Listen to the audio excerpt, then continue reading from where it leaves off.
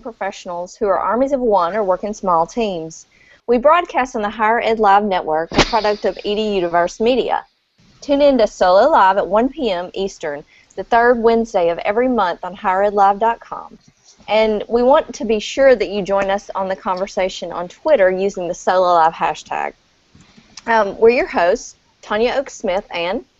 I'm Ron Bronson. And today we're joined by Georgy Cohen and Rick Allen. And in just a minute, we'll be talking about content strategy in the solosphere. You can always jump into the conversation by tweeting us with the SoloLive hashtag. So today's topic is actually about content strategy. One of the things that Tonya and I talked about, we're really excited about, of course, is that content strategy is all the rage these days. Conferences on it this year, which you may hear about later. But one of the things for solos, for people working in small teams or in small offices or small schools or just with who knows, is how do you integrate this? How do you make this something that you can do in your everyday lives? Because I know that as a now former solo, but as a solo, it can be a challenge to understand how you take this really big thing and digest it into something that you can not just do, but translate to say people in your team or folks in your offices. And so I'm really, really excited that Georgy and Rick were able to join us today to talk a bit about this and hopefully help all of you share your ideas, of course, but also to chime in on how we can make content strategy work for solos as well. Now, I don't know anybody who doesn't know Georgy Cohen, Radio Free Georgy, or Rick Allen, ePublish Media. But just in case you don't, here we are to introduce them. I like to call them the dynamic duo of content strategy, at least in higher education. And they formed Meet Content in March 2011 to help us learn how to do this thing called content strategy, this big honking rock, as I like to call it. Rick has worked in higher education for more than 12 years. He helps to shape web communications and content strategy. And he says he likes to work with knowledge-centric organizations, whatever that means. If you read the blog post from earlier today, you understand. To create and sustain effective web content.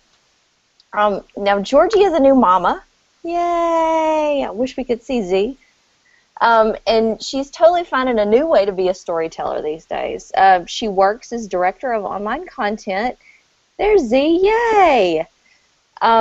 She works as director of online content at Suffolk U, and she's done stints at Tufts and with the Boston Globe. She's also the owner of a Red Stapler Best of Conference Award from High Ed Web's annual conference in 2011. Welcome, Rick and Georgy.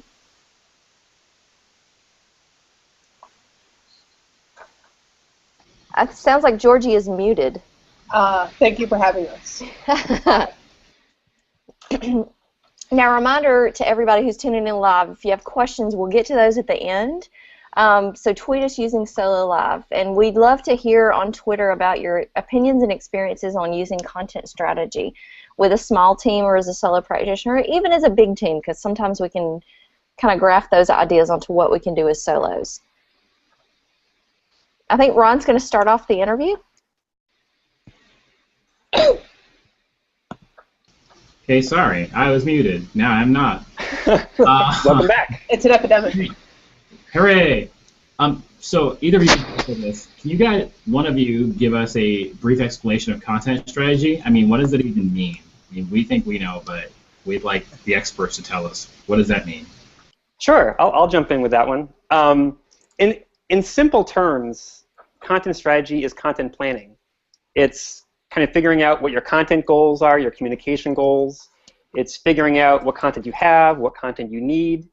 It's determining what kind of guides and tools and processes you need to be able to create and sustain content, and create content that supports your users, not just yourself. And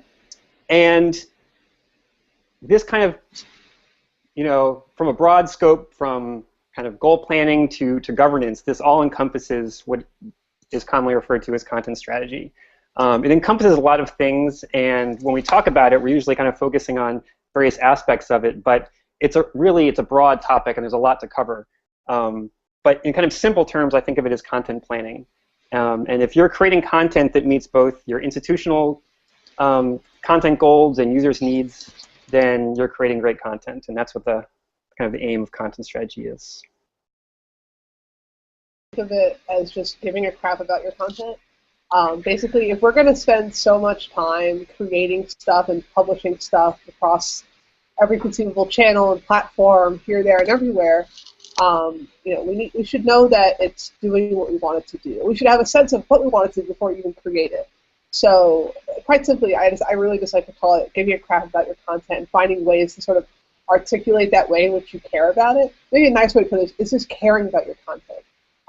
Some people refer to it as like the care and feeding of your content. But as Rick said, content strategy is a huge umbrella under which there's like a tons of different processes and tactics and deliverables and tools and all sorts of things that you can use. This is a way of like articulating how you care. It's like working up the nerve to say I love you, right? Like that's basically what we're trying to do with our content. Through all these like things that we do, all these audits and plans and everything. It's just a way of saying I care. I care about why you're here and what you're going to go do, and we're going to try to make this a good process, and not just for us, but for our audiences, most importantly. So I think it's just really, it's the way in which we care about our content, both from the outset when we create it, and once we put it out into the world, and hoping it's doing what we intended it to do.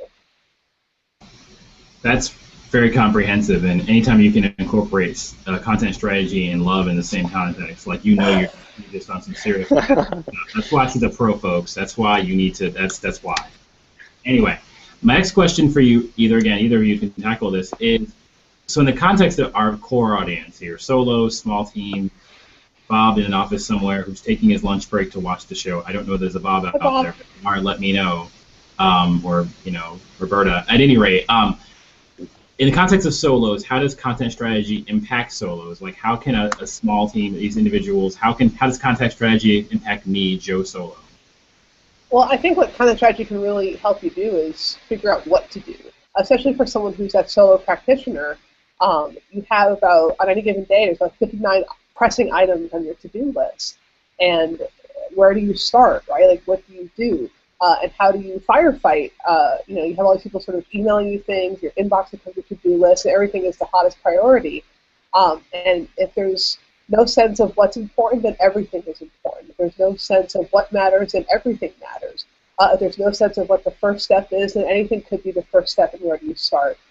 So content strategy is just a way of thinking about what you should be doing and some ways in which to do it.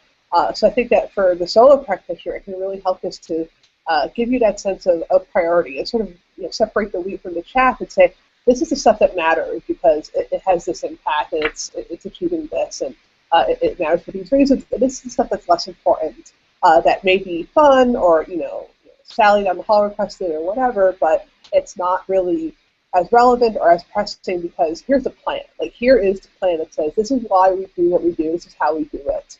And this is what we're going to do. And everything else is separate from that. So it just helps give you sort of a rubric against which to assess all those things that you have to do and a plan for it. Because when you're a solo practitioner, it can become overwhelming really quick with everything that's sort of heaped on your plate. So having some way of making sense, not just for yourself, this isn't just like help me manage my day, but it's really in the service of the institution and the goals. I think, as Rick mentioned at the beginning, it's the most important thing is having your goals in place, having those set up, and that is what really is the rubric, is what tells you, you lay it against, everything that you have on your plate against those goals and say, is this goal, is this going to help me move forward? That's the strategy part of it. Is this going to help me achieve these goals? Is this going to help move the institution forward towards this direction that it wants to go?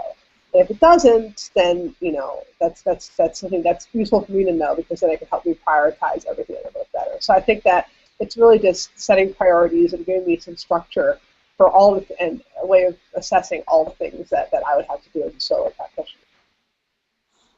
I kind of think of content strategy as a silo buster. I mean, the problem of silos in higher ed are pretty extensive. I think we can kind of all appreciate that. But of course, content can't exist in a silo. It can't exist in a silo any more than communication can exist in a silo. It requires collaboration and support for shared communication goals. I mean, just imagine, your admissions content. If it wasn't connected to careers or academic content, it doesn't work. It relies on other content, on other communication, other messages to support your own efforts. So content strategy breaks down those silos by defining roles and responsibilities and workflows, creating documentation and training guides and all these things that kind of help that process and help to break down those silos. Basically, content strategy helps us work together better. Okay, so we talked a little bit about all the things that content strategy is, and like a big hairy rock. So how do you do all the things that we think of as content strategy when you don't have all the time? Georgy, to build off of what Georgy said earlier, I've got, as a solo, 56,000 things to do every day. I've got media calls, and I've got just normal updates to the site, and I've got writing to do and things that I want to do. And so how do you do all the things? All the things. How do you do all the things?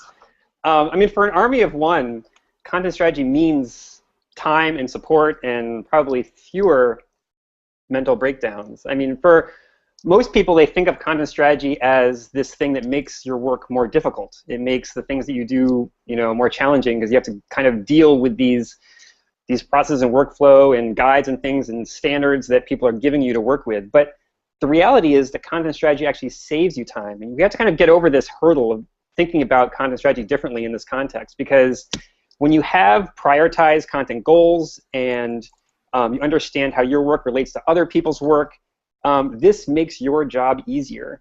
And content strategy is all about creating realistic expectations for your content and for the work that you're doing internally.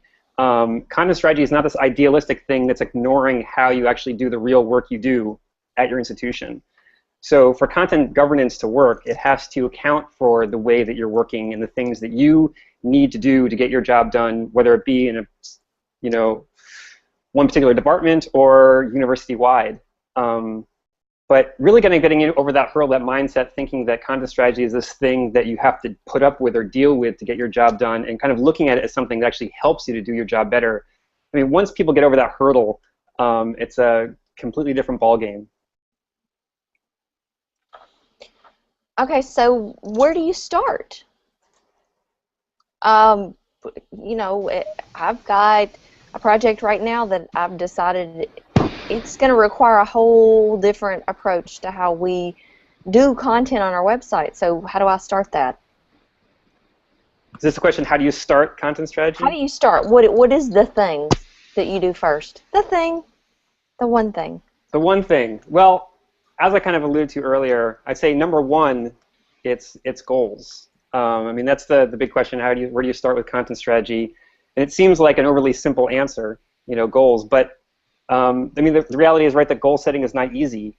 Goals are very political. That's why we can't agree on what goes on our homepage and in what order. And also, people, I think, very often don't set appropriate content goals, and so that doesn't help their work either. It's not enough to say we want more, applications, or we want more people to register for our event, or we want more Twitter followers. I mean, the more fundamental goals, things that we have to answer, are kind of broader in scope, and irregardless of content type, content delivery channel, audience, we have to answer the question, what do we want to say? All of our content hinges on the answer to that question. What do we want to say? Because the purpose of content is to communicate. And if you don't know what you want to communicate, your content has no clear purpose. So when I begin a content strategy engagement, communication goals are kind of the first thing that I tackle. I kind of usually organize this in a message architecture or a hierarchy of communication goals or messaging attributes. And this is used to then assess current content and also plan for new content. The thing that I sort of goes back to the earlier question a little bit, but to answer this question, where do you start? The thing that I sometimes worry about with content strategy is I worry that people think that it's this linear list of like 37 things that you have to do, and it's all or nothing. And then if you look at it and you read the books and you see like, you have to do all this stuff, that it could just be too daunting, and that you might just be like, oh gosh, like I don't have the time. I can't do this. And I really want to echo Rick's point that it's actually a time saver. It's a change in workflow, like a change in how you're working currently. It might take some time to readjust, but in the long run, like I was saying before, it's going to help you realize the work that you should be doing that actually is going to be work that is going to yield really interesting insights and help ensure effective communications going forward. So there's that part of it. But, I don't want people to be daunted by this idea of content strategy, this big hairy rock, as you put it, Tonya, because, in essence, especially if you're that solo practitioner where you have all this stuff going on and you're so daunted by this, you read the book, you're in chats like this, like you're like, yes, I want to do this, but I can't. You always can do something. There's always at least one small change that you can do that, no one's going to write a book about that small thing you did, but that is content strategy. If you're finding some way to be more thoughtful, some way of changing a process such that it is not driven by, what the dean wants, but by a real goal, and you're measuring against that goal, or it's a more effective workflow, or some process by which you're creating more effective content. Even the smallest change is still content strategy. It still represents caring about your content. So that's something I really want to get across is where do you start? Start somewhere where you can, right? Start somewhere where you can make a change. And then find that small corner, and maybe use that small corner to build the case for bigger corners in the future, and bigger ways of making that change. Because especially if you're that solo practitioner, it's hard. It's hard to carve out and say, I'm going to start doing everything differently, starting right now. It can be really hard, but you can always find even the smallest thing to change, and then use that to build from and go forward. So I really want to emphasize that you can always do something to help create more effective content, manage it more effectively going forward. But to that point, I mean, I think it's very true that there isn't always this kind of clear starting point that you can jump in and make change where you can. And very often, you may be responsible for content, but you're not the owner of that content. Other people are. And maybe it's not even within your unit that people are kind of making those decisions. This does require you, though, to step up. I think content strategy requires us to step up and take an active role and actually make the change that needs to happen to do it well. Those baby steps that Georgy was just talking about are really good ways to make that happen. It's not going to all happen by successfully getting everyone and their mother in a boardroom and saying, okay, here's what we need to do. It's about making those little changes and building up momentum and trust and support, and then getting that buy-in and support for it to actually make the more significant changes. Here's what I'm going to do, because this is like an interview show, and then I kind of like, you guys are on fire, so I'm like, it's like a mini conference, and I just sit and we watch, and we're like, let them be brilliant. Let them be brilliant. And then I remember that it's like a show, and I have to host. Okay, I'll be quiet. So okay. This is a show, and we are responsible for part of it. Strangely, but at any Bring it rate, on. Bring it on. Actually, but I want to push back a second, and I have two questions. But the first thing I want to say is, okay, buy-in and all these other things sound awesome and lovely and fantastic, but I'm Joe Jr. employee. I have absolutely no influence, no buy-in, and people care what I think, but it's only within the context of the work that I do, and that's it. How does Joe Bob, content strategy embracer, who probably saw all your videos on the internet and saw you at a conference once, and they just took everything you said and they embraced it. They've read every book apart book there is, and so they've embraced this, but they're still a junior employee, and they don't have the same influence, right? How do I say, I've learned these things, I go to work and I do this, like, I'm asking you to tell people to be subversive, but at the same time I'm saying, how does one pebble, as one individual, use these tactics and skills, or is it not content strategy? You can just say that. This isn't what they need. They need a machete, like whatever it is they need. Anyway, you get where I'm going. Take it. Run with it. What's funny about content strategy is that I think that Rick and I are fond of saying that it's not about words. It's not about pixels. It's not about web pages. It's not about social media platforms. It's really about people, and it's about relationships. And even if you're a solo practitioner, well, you might be the only person doing content in your institution, but hopefully you're not. But there are other people around the university, whether it's other content people in other schools, other divisions, other departments, or just other people who have some say or interest even in communications and doing the right thing. You could go out and find those people. You could build those relationships. One, so you don't feel so alone. Because, if you're sort of going to take on this crusade, you're Joe Bob, mighty content strategy crusader, it could be a lonely road. And I want to be honest about that. Like, it could be hard. You might be fighting some tough fights. You have all the data in the world, but you still have an obstinate demon. So what are you going to do? It's a tough road to hoe. But if you can go out across your institution and find people who can champion you, and maybe you can champion something that they're doing. And you start building this network. You start building a support network, number one. People that you can go get a coffee with off campus and let off a little steam, but also that you can meaningfully collaborate with. People who can back you up. And even if you're the only person who does anything with content in the School of Engineering, well, you've got someone in the School for the Arts who has your back. It's someone who you can learn from and they can learn from you. And someone who can be the beginning of your own sort of, your own team, your own way of learning and of getting support for the work that you do. And hopefully institution-wide, you can start building momentum around this. You can point to other people and say, hey, look what they did over here, and here's what they got out of it. So I think that one of the most important things that you can do is just to sort of break out of your own little world within the institution. Find those like-minded people, find those champions, find those collaborators, work together, learn from each other, find people who are doing other things and learn from them, and take that and grow from there. I think that's something that we can all go and get coffee with somebody. That's something that anyone can go and do, is to go get coffee with somebody and just learn a little, have a little bit of camaraderie, have a little bit of support. And hopefully that's the beginning of something, because, again, it's all about relationships. So if you start building those relationships with your peers on campus, a lot can come from that. Yeah, to piggyback on that, yeah, we definitely have to step up and build those relationships and kind of foster a content culture, which seems like a ridiculously large undertaking. But as Georgie said, there's lots of little steps that you can do to kind of build up that momentum. But I think that kind of the big challenge in making people care about content, getting people to care about content strategy, is making it relevant to the work that they're doing. If the content strategy isn't considering the things that they're doing, the work that they're trying to do, their goals, then they're not going to care about it. But if you can show them how all of these different elements of your content strategy are directly supporting the work that they're trying to do, now you can start getting that buy-in and support. They're like, okay, so that's why an editorial calendar is worthwhile, and that's why I should pay attention to the style guide, or, oh my God, you have a content template? I never thought to actually look at that. This is exactly what I need. This makes my life so much easier.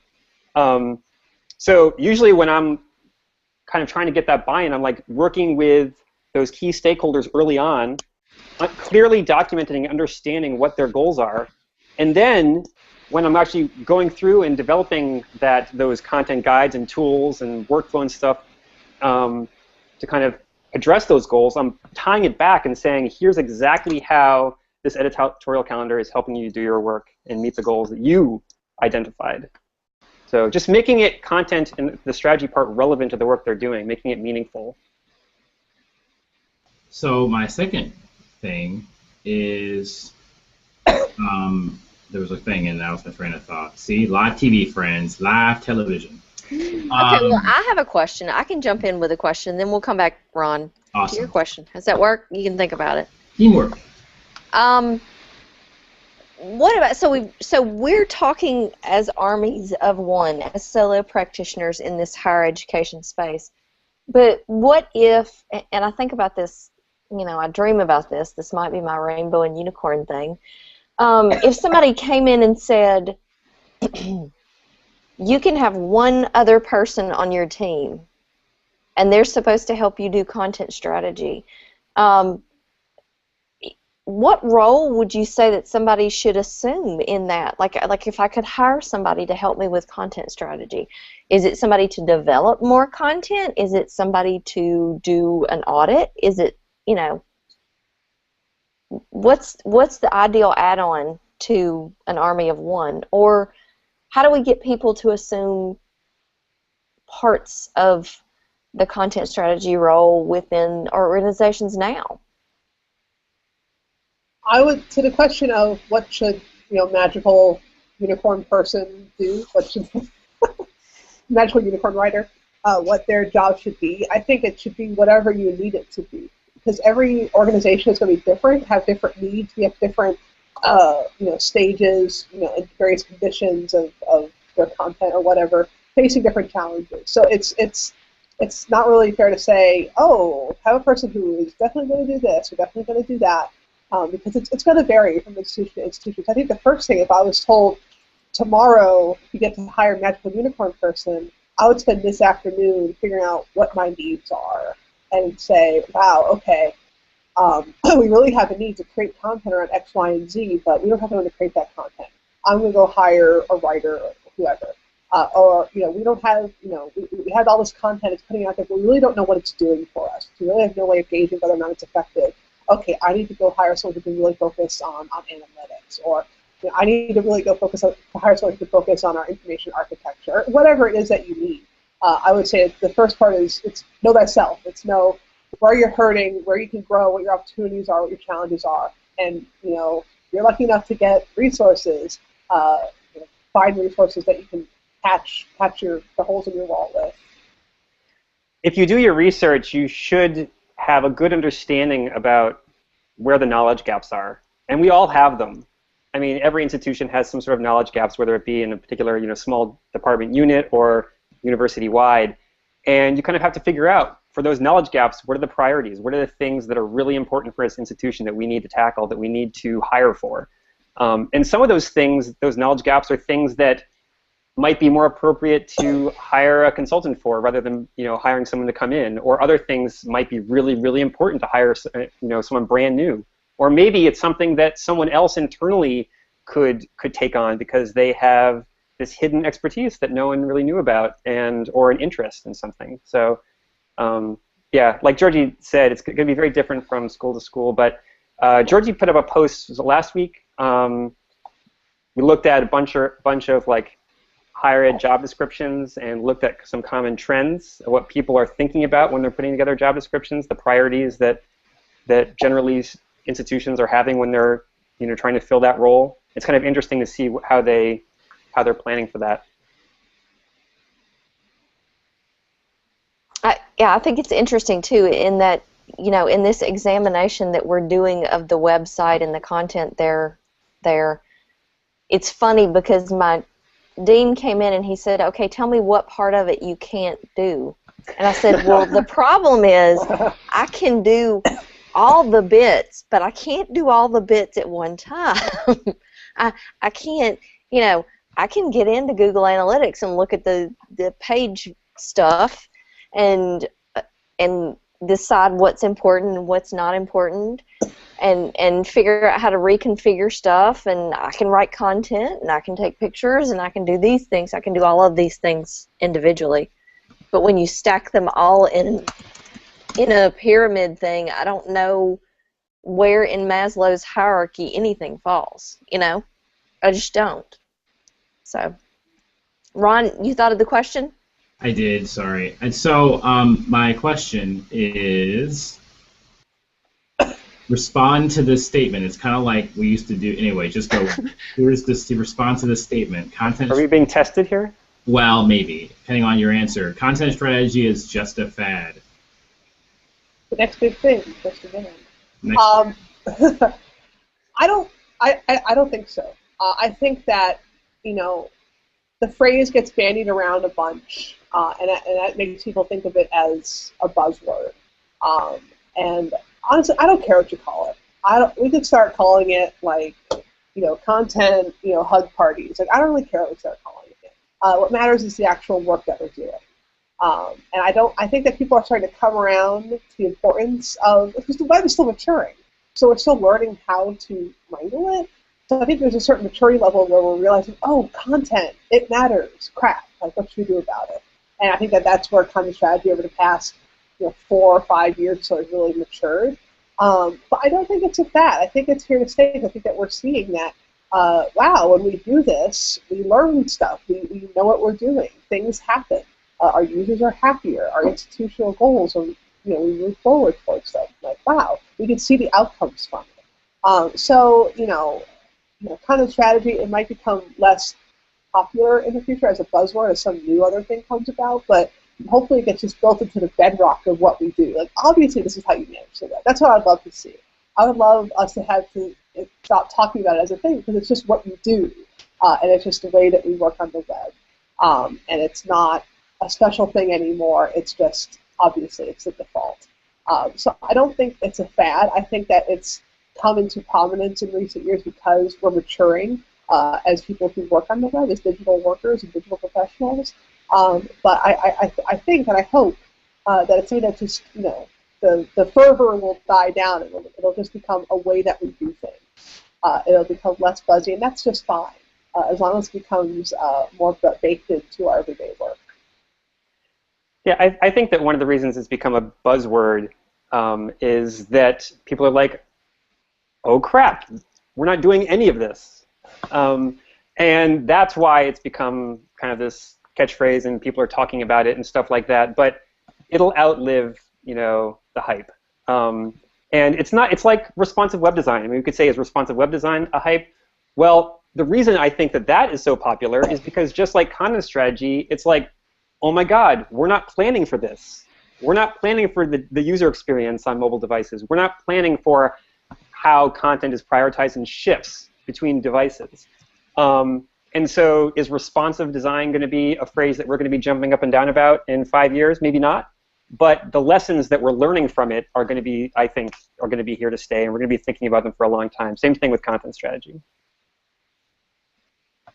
I think it's funny because when I think about content strategy, it's nothing more than communicating strategically to achieve goals.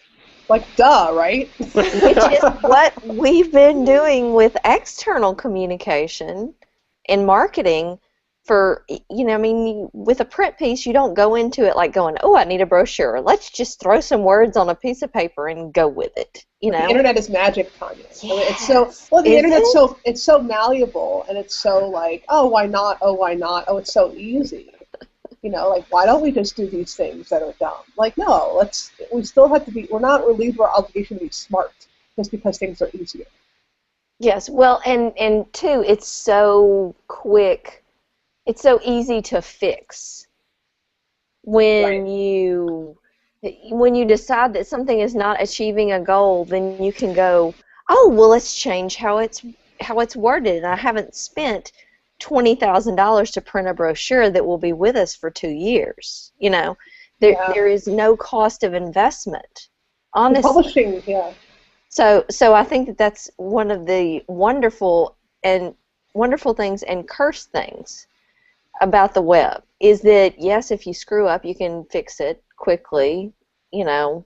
Hopefully not having too much, shotgun pellets around, but then there's no return, there's no cost for the people who don't buy into your strategy, if that makes sense. Well, I think that I was just tweeting with Lori about this briefly before she had to duck out of watching the show, but it all comes to asking questions. So you have the people who want to publish big shinies because shiny. I think the best thing that you could do when you're sitting in those meetings is say, well, why? Well, what are we going to get out of this? What's the point? And just be like Captain Annoying with questions, because that's really going to dig away at the shiny luster of whatever it is that people want to do, and really make people think about those hard, uncomfortable things about, does this actually matter? And sometimes that's boring to think about, but it's what really matters. I think that the best thing that we can do is just ask question after question after question, and get people coming around, hopefully, to the fact that we can't just put out big shinies. Publishing, even though it's easier, it's still a privilege. And that's something that we really have to affirm at every turn, because it's so easy to exploit that. I can just go create a Twitter account right now, call it the University Office of whatever, and I could be official. But am I? I don't know. It's not a right, it's a responsibility, and it's not something that we can take lightly. It's a privilege to publish something. So the more that we can ask questions of people thinking smartly about publishing, and then find ways to sort of, assess what are the things that are published were effective, were strategic, etc. We can try to sort of affirm that sense of it being a privilege, something that's worth thought and consideration, not just woohoo, just do stuff because whatever. I think that's interesting that you keep coming back to it's a privilege to publish something, because I think in this day and age when and you talked about it, when anybody can publish anything, I can make a Tumblr, bam, I can make a website, I can do this, I can do that. It doesn't make you a valuable thing. It just makes you a thing. Yep. So the content strategy is getting to the valuable thing. It's putting money in your bank account. You could just have a bank account, but I want money in my bank account, if that makes sense. Does that make sense? Yeah, I think it's really easy to create a thing and be like, go us, like we are awesome, we created the thing.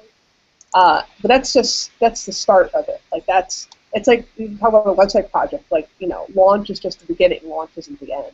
It's the same with publishing something. Like just because you created the thing doesn't mean you're done.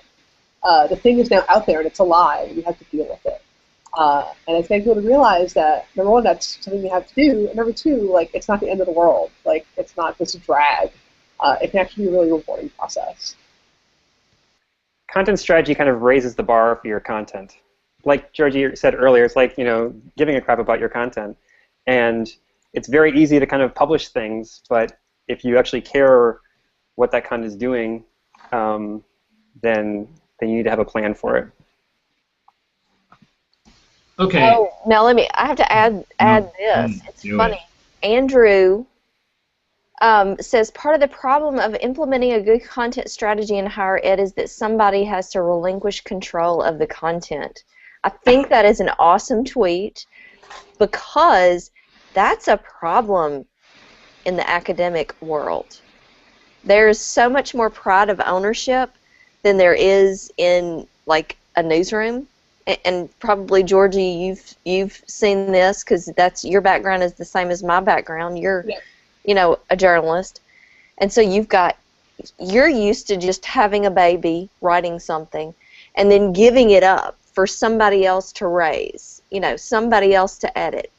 And academics aren't used to that. They are so far beyond that.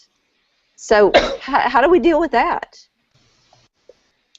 I mean, as I was talking about earlier, getting people to buy into the value of having a content strategy, getting buy-in to the value of having a governance model where there are roles and responsibilities. And yes, that means we're relinquishing some control, but it also means that there's a plan in place for meeting the goals that you defined. So getting people over that hurdle, thinking about how content strategy actually supports their efforts and is not something that is going to take them in a direction far away from where they're wanting to go. That's the big hurdle, and that hurdle can be, you can jump over it. It can happen, but it takes some work.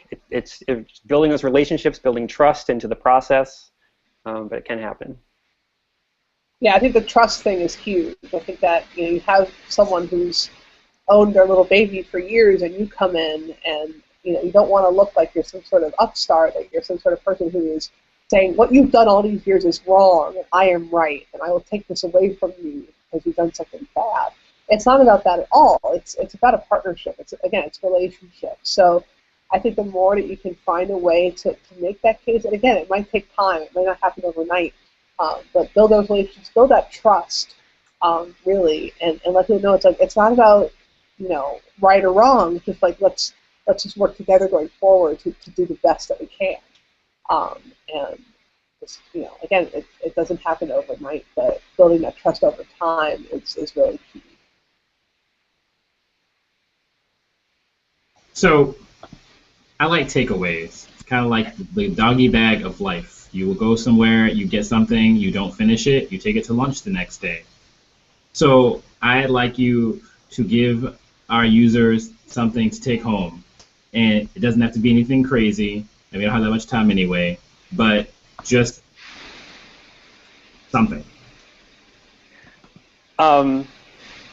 My big takeaway kind of idea is something that I talk about a lot is learning. I mean, none of us have all the answers. We all kind of have our niche, and content strategy, just like all related web disciplines, requires kind of active learning to stay on top of it all. And it's not enough to just learn one element of the web. We have to be savvy about all of it. We have to understand how content strategy relates to design and development and other disciplines. So I think for any of us to succeed, we have to be active learners. We have to step up. We have to kind of build those connections. We have to work with people better. And one of the reasons why I love content strategy so much is it kind of helps to do that. It kind of bridges those connections, those gaps between all those silos and various disciplines and workflow and priorities and stuff like that. But I would just say anything that you can do to learn more about content strategy and related work is the better. And then take that and come up with opportunities like on campus to share that with others and build not just a content culture, but a learning culture. I'll take a cue from what Rick just said there and say that, you know, I'll have two takeaways. One is go talk to people, go meet people, go meet your people around campus who do the same kind of work you do. Go talk to people on campus who you don't know what the heck they do. Just make friends, have a lot of coffee, whatever it is, and make those connections, supplement those relationships. You never know when that relationship with, you know, the person who's the department admin in the IR department is going to be really meaningful to you, right? You know, you don't interact with them every day, but when you need each other, you'll be there for each other. But most importantly, the other people who deal with something on the web at your institution. You know, find ways that they might be able to help you, but that also you can help them, and start building those relationships and building that network for both support and for knowledge. And also, I want to echo the point I made earlier, is that you can always start somewhere. It's never too late. It's never too hard. There's always something that you can do that's going to be smarter than the way you're doing it the day before. So don't be daunted by content strategy as this big, giant, scary thing. It's okay. It's not that big and scary. All it means, again, is just caring about it. So find some small place where you can have your caring matter and have it take shape, and then you've done something great. Rock on. I just want to close and say, oh, go ahead. I just want to close and say that you're watching this feed after the live show, which I know a lot of folks do. Just want to tell you that don't feel like because you don't get the live show that you can't watch. We do this early in the day for lunch people, but the idea is that we're trying to bring some of the best and brightest minds out there, including you. We don't know who you are yet, but you need to be tweeting us at Higher Ed Solo. Contact us on Higher Ed Live as well. Go to our site at higheredsolo.com. I want to thank our guests, Rick and Georgy, again for joining us today. It's been fabulous chat. Tune in tomorrow night for Higher Ed Live, where Donna Tallarico will discuss how to engage your audience on social channels with guest Hillary Flazier of the University of Michigan, Becca Ramspot of Frostburg State in Maryland, and Ryan McGuire of the University of Delaware. That's at 7 p.m. Eastern, right here on Higher Ed Live.